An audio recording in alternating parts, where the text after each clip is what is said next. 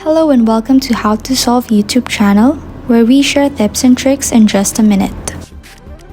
Today I'm gonna show you how to fix Instagram video selfie verification not working. So first of all, make sure that you are running the latest version of the Instagram app by going to your app store. Update the app if you have to.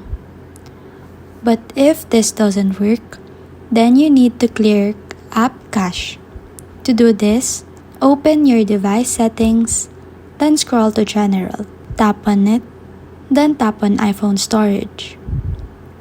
Then, look for an Instagram app, then tap on it. On your screen, you need to tap the Offload app, then tap again to confirm.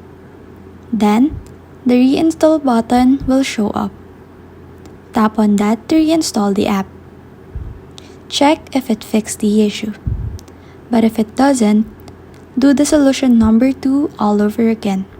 And once you are in the screen, tap on Delete App to uninstall the app.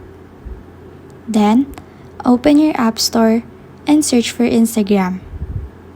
Simply install the app and hopefully this will fix the issue.